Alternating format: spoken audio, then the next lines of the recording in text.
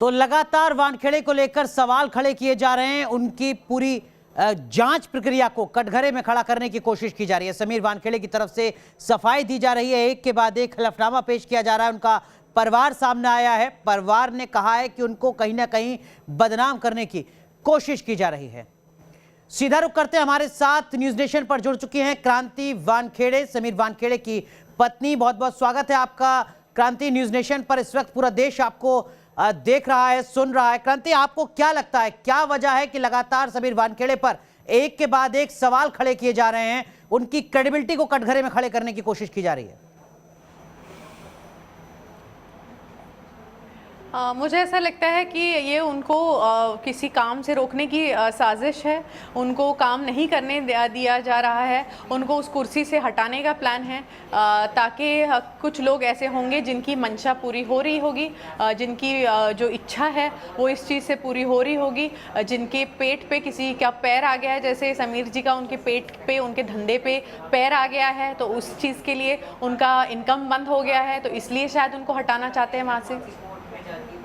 क्रांति, लेकिन नवाब मलिक ने जो एक लेटर आज सोशल मीडिया पर साझा किया, वो बेनामी लेटर है। किसने लिखा है, किसको लिखा है, इसकी जानकारी तो नहीं है, लेकिन उस लेटर में समीर वानखेड़े पर गंभीर आरोप लगे। आपने वो लेटर पढ़ा होगा, जिसमें कहा गया कि ये खबरों में बने रहना चाहते हैं समीर वानखेड़े, इसके लिए बाकायदा खुद अपने गुर्गों से ड्रग्स खरीदवाते हैं, उस ड्रग्स को बड़े बड़े सेलिब्रिटीज के नाम पर लगाकर उनसे पैसों की वसूली करते आ रहे हैं।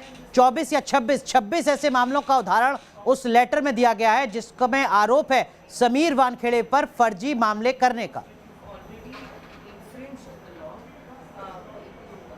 मुझे ऐसा लगता है इसके बाद उनको फिल्म की स्क्रिप्ट ही लिख देनी चाहिए, क्योंकि ये एक फिल्म की स्क्रिप्ट से ज़्यादा और कुछ नहीं है।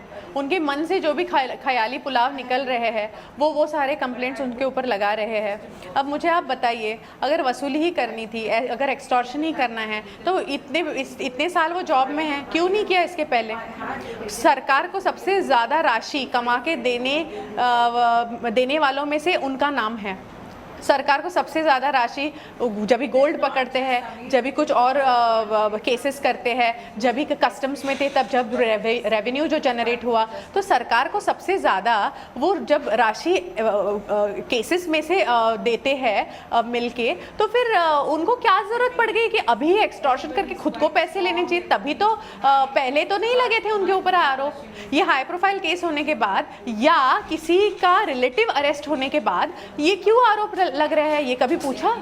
ये क्यों? तभी तो मेडल मिल रहे थे उनको, तभी तो उनके काम की सराहना हो रही थी। और आज सडनली बिकॉज ये हाई प्रोफाइल केसेस हो रहे हैं, तो सडनली उनको उस कुर्सी से निकाल देने का प्लान बन गया, उनके फैमिली को टारगेट करने का प्लान बन गया।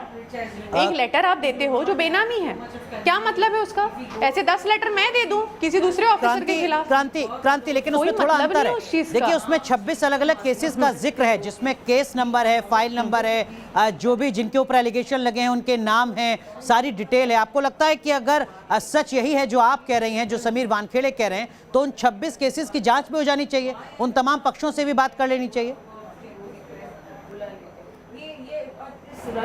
ऑफ कोर्स करनी चाहिए, क्यों नहीं करनी चाहिए? लेकिन मुझे आप एक बात बताइए, ये ऐसे डिटेल्स लेके कितने सारे कंप्लेंट्स आते हैं, लेकिन वो हर एक कंप्लेंट का कॉग्निशन नहीं ले सकते ना।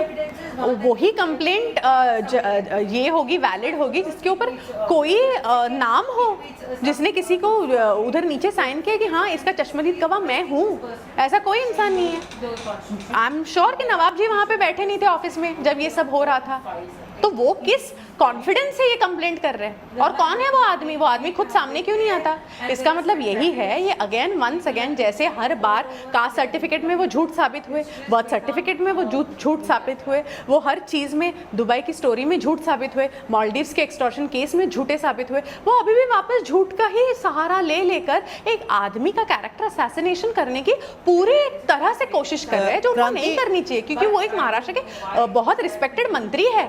उसी बेनामी इज्जत के लिए तो नहीं करना चाहिए कम से कम। उसी बेनामी लेटर में ये भी लिखा गया है कि बहुत सारे मुंबई की जो सेलिब्रिटीज हैं, फिल्म इंडस्ट्री के जो तमाम बड़े चेहरे हैं, उनसे भी पैसा वसूला गया है, उनसे भी वसूली की गई है और वो वसूली हर महीने लगातार होती रहती है। जिन लोगों को फंसाया जाता है उनको बताया जाता है, एक शख्स का नाम उसमें लिखा गया है कि इस वकील को आप कर लो, इस वकील से आपको राहत मिलेगी, और वहां से भी जो वसूली का पूरा चक्र है वो चलना शुरू हो जाता है।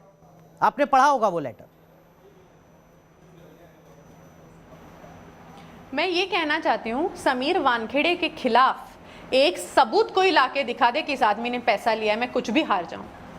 समीर वानखेड़े के खिलाफ एक आप मैसेज दिखा दो, एक व्हाट्सएप दिखा दो, उसकी कॉल रिकॉर्डिंग दिखा दो, उसका वीडियो रिकॉर्डिंग दिखा दो कि वो अपने मुंह से पैसा मांग रहा है किसी से भी।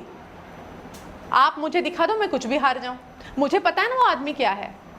पैसे की बात निकलती है, वो आदमी सबसे पहले रफा दफा होता है उसके केबिन से। ये उनका कैरेक्टर रहा है और ये आज मुझे प्रूव करने की जरूरत नहीं है, ये उसका दुश्मन भी बोलेगा। लेकिन ये लोग जो है वो दुश्मनी के परे जा चुके हैं, दे आर बियॉन्ड एनिमिटी। वो लोग हिंसक बन चुके हैं। वो लोग ये चाहते हैं कि हमारे मुंह पे एसिड गिरे, वो लोग ये चाहते हैं कि हमारे ऊपर हमला हो, हम मर जाए।